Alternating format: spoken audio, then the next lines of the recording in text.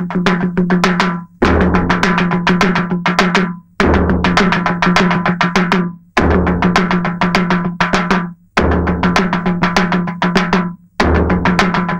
நம்ம கிராமத்துல எல்லாரும் மான மறுவாதையோட வாழ்ந்துகிட்டு இருந்தோம். ஆனா இந்த பயலால எல்லாமே கெட்டு போச்சு. இது ஏன் ஐயா சொல்றாருன்னா இது நம்ம கிராமத்தோட மான பிரச்சனை.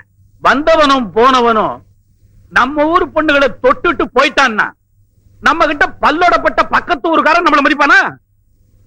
காட்டிலாக்க அதிகாரின்னா இவனுக்கு காட்டுக்குள்ள தானே வேலை, ஊருக்குள்ள என்ன வேலை?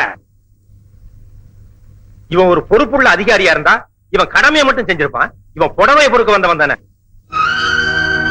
காட்டுக்குள்ளர ஈ எறும்பு கூட நுழைய கூடாதுன்னு சொல்ற இந்த கடமை தவறாத அதிகாரி பொம்பளைங்க போயிட்டு வர்றதுக்கு பாஸ் வாங்கி கொடுத்தா என்ன அர்த்தம்?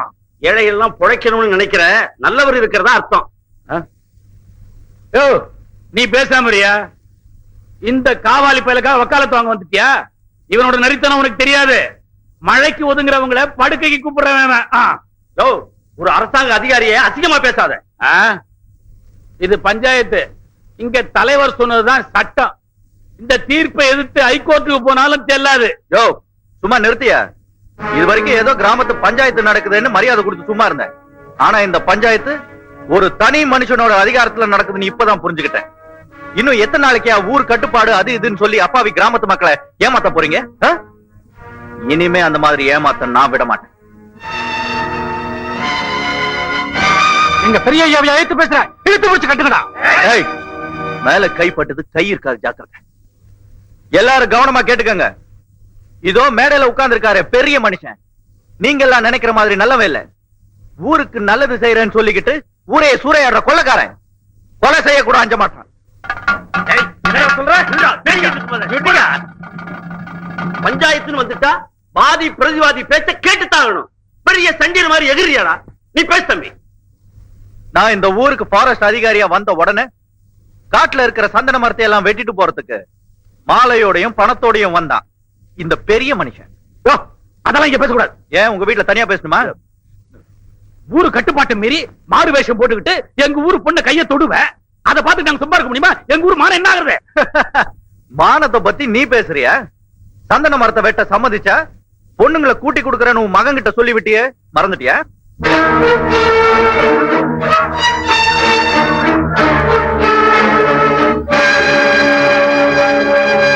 இந்த தலைவர் செஞ்ச அயோக்கியத்தனம் அக்கிரமம் எல்லாம் அம்பலமாயிருச்சு. சந்தன மரத்தை கடத்த சொன்னது இவர்தான். இவரோட ஆளுங்களை வாக்குமூலம் கொடுத்திருக்காங்க. சட்டத்தில இருந்து இனிமே நீ தப்பிக்கவே முடியாது.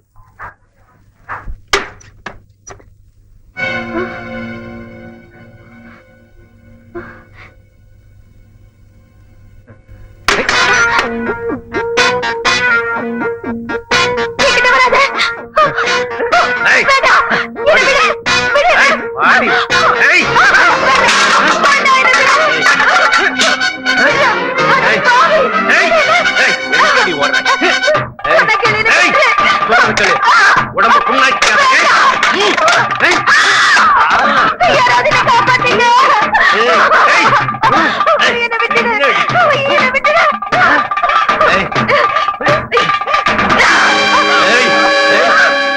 புடிங்கிருந்தா உன்னை விட்டுடுவேன் நினைக்கிறேன். எனக்காக நான் எவ்வளவு நாள் காத்திருக்கேன். உன்னை விட மாட்டேன்.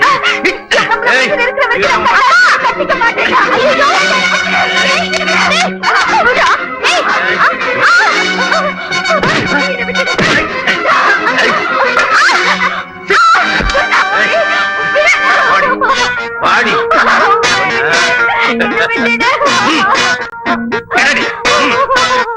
ராதாவை நான் காதலிக்கிறேன். அவளும் என்ன மனசார விரும்புறா. ரெண்டு மனமும் ஒத்து போயிட்டா சேர்ந்து வாழலாம்னு சட்டத்திலேயே இடம் இருக்கு. எங்க காதல் தூய்மையானது. தயவு செய்து எங்களை சேர்த்து வைங்க. அந்த தம்பி சொல்றது நியாயமா இருக்கு. மனமாற விரும்புறவங்களை பிரிக்க கூடாது. அதனால அந்த பொண்ணையும் நேரடியா கூட்டிட்டு வந்து ஒரு வார்த்தை கேட்ட வேண்டியதானே? அதுவும் சரிதான். யோ, யாராவது ஒரு ஆள் போய் இந்த பொண்ணை கூட்டு வாங்கயா.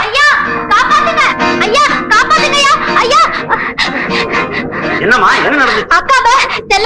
வண்டியில தூக்கிட்டு போயிட்டான். பாத்தீங்களா தம்பி, அப்ப ஊரை ஏமாத்துறான், மகன் உயர்த்திய ஏமாத்துறான். சீக்கிரமா போய் ராதாவை காப்பாத்து. ஏய், ஒரு எட்டு எடுத்து வச்ச கண்ட துண்டமா வெட்டிடுவேன். ஏய், கையில அருவா இருக்குங்கிற திமிர்ல பேசுறியா? இங்க பாரு. நீங்க போங்க, நான் பாத்துக்கிறேன் அவனை. சீக்கிரம் போங்க. ஏய்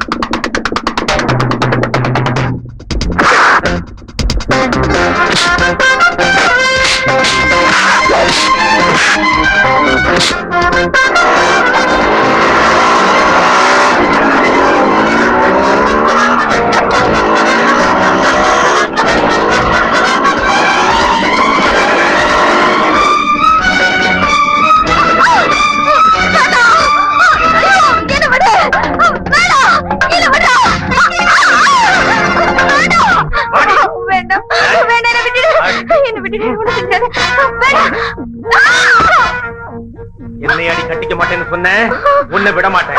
அடி. வேண்டாம், வேண்டாம் ரவி. என்னங்க?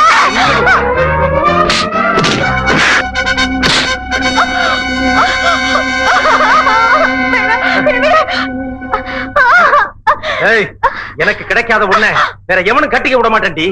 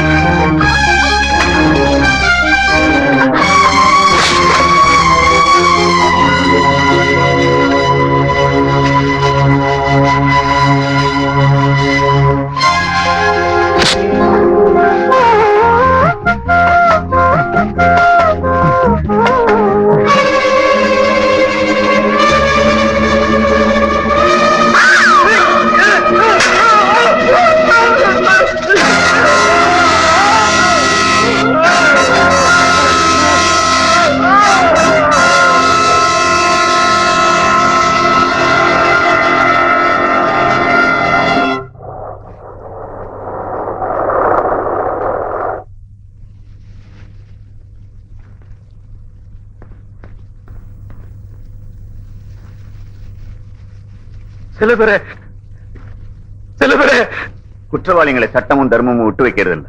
அக்கிரமக்காரங்க என்னைக்குமே ஜெயிக்க முடியாது. பெரியவங்கன்னு சொல்லிட்டு ஊரை கொள்ளையடிச்சிட்டு இருந்த ஒரு கும்பல உங்க உதவியால் அரெஸ்ட் பண்ணிருக்கோம். Thank you very much. You welcome sir.